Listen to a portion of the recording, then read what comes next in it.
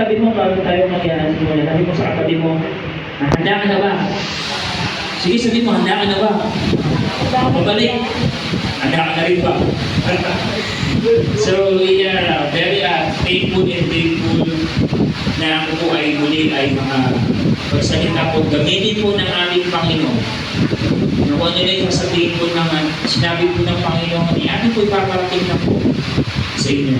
And ito yung aming pastor, ang honor and privilege po na maging kapartner ng ating po yung pastor.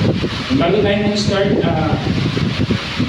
parang kayo magtanong, no? Pero okay na naman po yun. Inihanda po ni Lord sa tamang panahon. Hindi mo ba makamit yung bagay na yun? You're still free? Tama? Tapos na ba yung bagay na yun? Kung hindi mo makamit yung bagay na yun, this moment, tatalakayin natin. Talagang may eksakto po doon sa kantang pinanda natin kanina. Kaya kanina binasa natin yung scriptures, doon tayo na. Mahirap po yun, pero God allowed us to understand the scriptures. Na ano mo yun? Hindi ko maintindihan. So, gawin lang natin tatlong bagay lang. Panayin ka na ba? Una, tingin ka lang dito sa harap. Huwag-focus na matang ko. Ako piliin sa inyo. Pangalawa, nandiyan po ang pangatlo, puso ng pamilya. Ready ka na? Pinag-train na po tayo. So, maganda yung title natin. Ito yung title natin.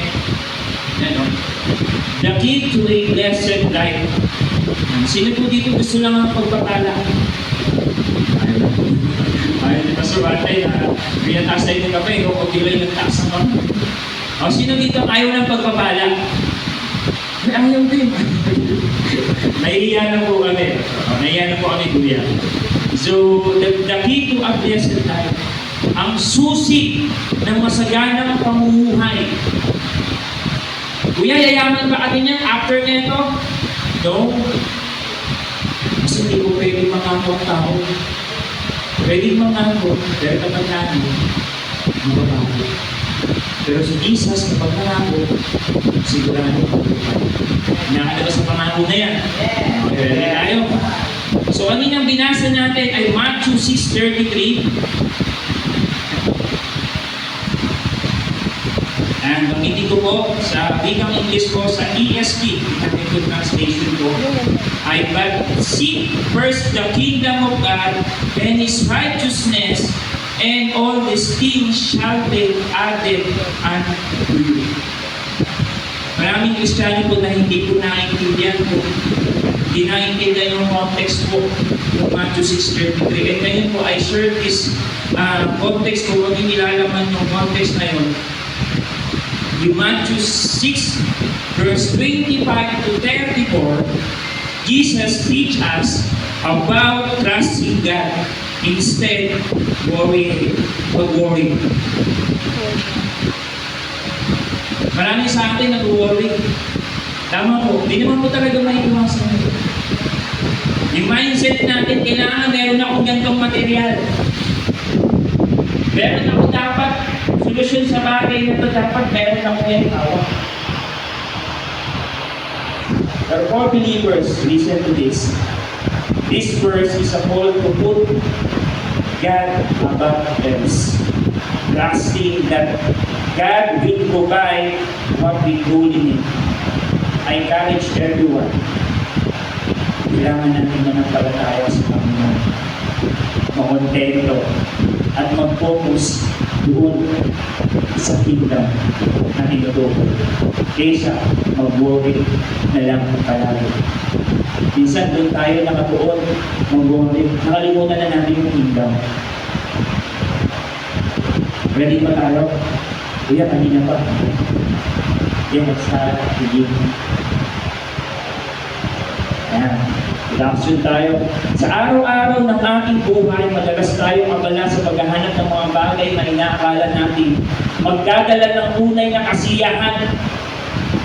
Tulad ng pera, tagumpay, maayos na relasyon o personal na pangarap na parang makamit. Tingnan to, hindi naman masama ang mga ito. Pero maaaring mailayo tayo sa mga ito mula sa tunay na pinakamahalaga. Dito po, pag sinabing pinakamahalaga, pinaka-greatest above all else. Sa pulbuga, pati ako. Kasi iniisip natin, kailangan ko ng pera, kuya, di mo ko makaintindihan.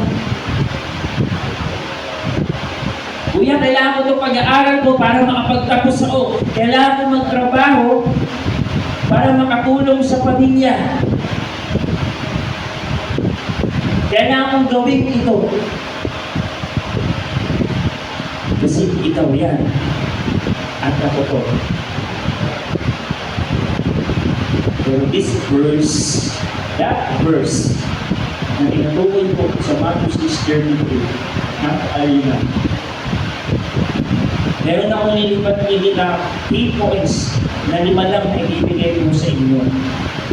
Sigurado matatandaan nyo. Pwede po kayo mag-take down no? Pwede nyo po na hinayaan ko kayo mag-cellphone, mamaya maikot na sa iba no? So, na po. Yan po yung mga main points natin. Yan, pag-aaralan natin. Okay. Una, seek first the kingdom of God. Pangalawa, love God and your neighbor.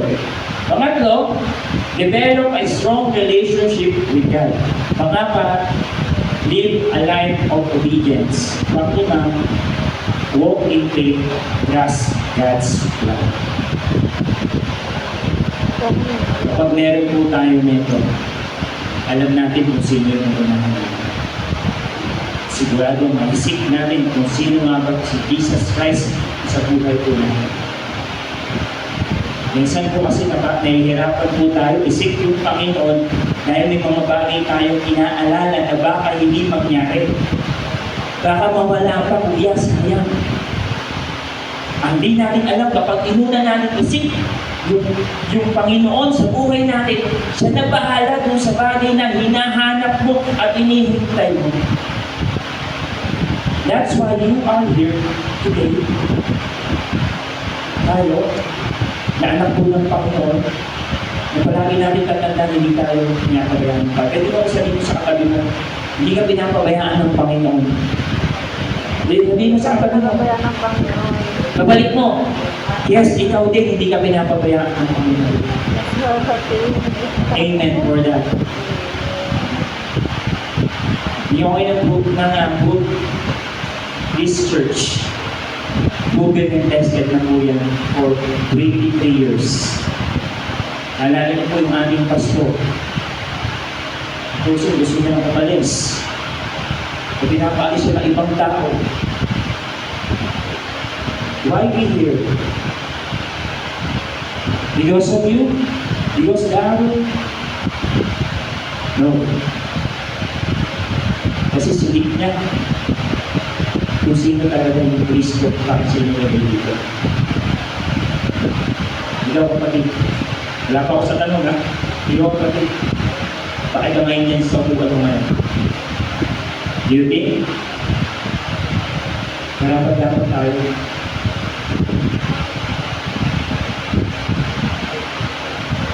Kaya ka nandito, dapat tayo. Naisip ang ating Panginoon. Unang point natin, seek the first kingdom of God. Kaya, sige po.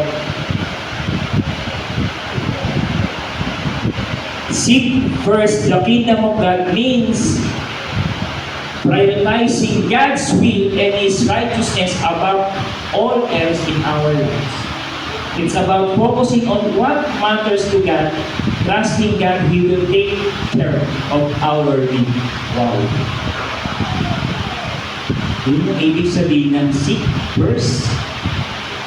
I-prioritize natin sino si Jesus sa buhay natin. Ang dami natin kasing hinahanap, ang dami nakakapag-focus tayo sa ibang bagay pero nakalimutan natin yung Matthew 6:33. Prioritizing God sa buhay na meron tayo na alam naman natin Yung nagpapala sa atin yung Panginoon. Pero katandaan natin sa kabila po ng pagpapala, meron pong pagpapalo. Sabi ng mundo, swerte sa mamalas. Pero tayo po mga dati, Christian po ito. Mapala. Pagpapalo. Yun lang. Pero yung pagpapalo din, magiging blessing sa atin. Kasi bakit?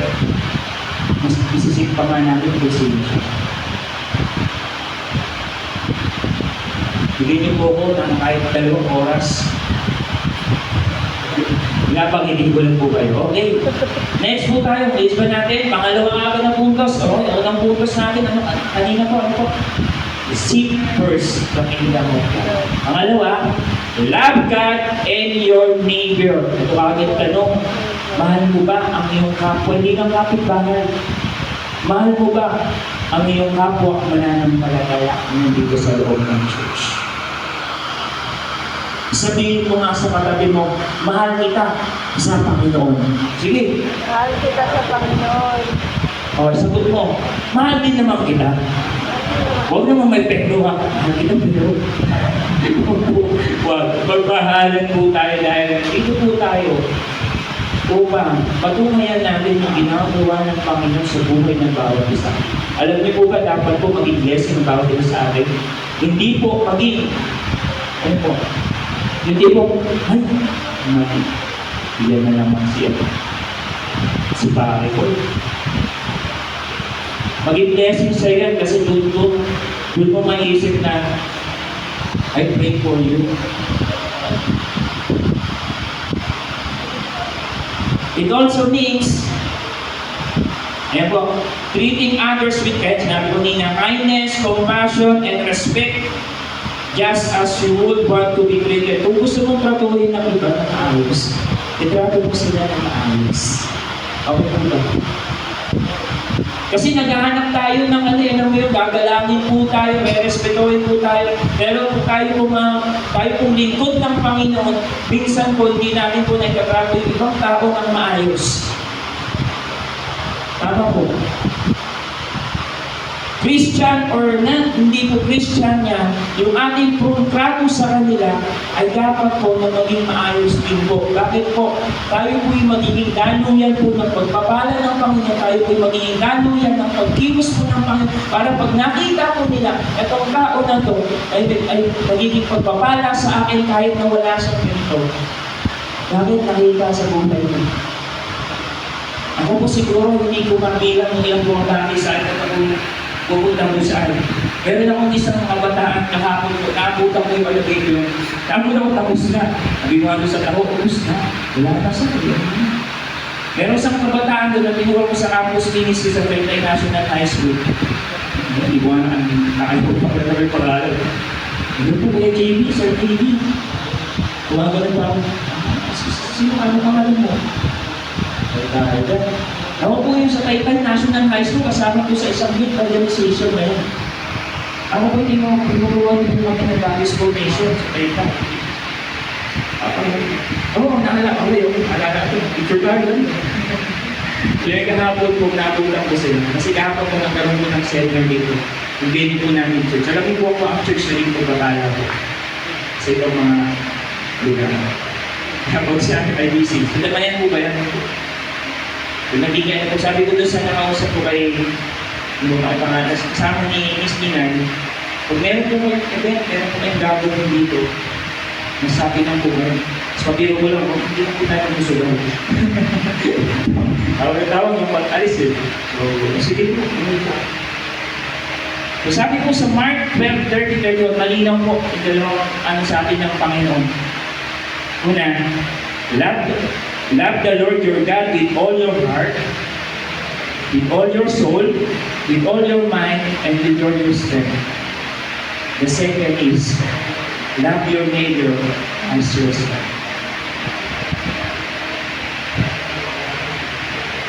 Napatanong na ba tayo sa sarili natin kung gaano natin kamahal yung Panginoon? Kasi kung mahal na mahal natin yung Panginoon, ganun din tayo magmahal sa kapwa natin kahit ayaw natin. Sa mga may kagalit dyan, baka naman. Ang Panginoon mapagmahal. Ang Panginoon mapagpatawad. Tayo pa kayang anak ng Panginoon, hindi natin kaya gawin ito. Ang tawag po doon, ano po? Biyaya ng Panginoon kapag nagagawa natin bago. Sa madaling salita po, ito ay tungkol sa pamumuhay na may puno yung ating puso ng pagmamahal sa Diyos at pagpapalaganap sa iba. Yung pagmamahal na meron po tayo sa pamamagitan po ng gawa at malasakit sa kapwa po natin. Kung tunay po nating mahal po yung ating pong kapwa mananampalataya, kahit anong pas nangyari po yun, pinatawad at nagpapatawad po tayo. Kasi mahal po natin yung ating tagapagligtas. Ay mahalin din po natin ang ating po kapwa mananampalataya. Kapit bahay at muslim.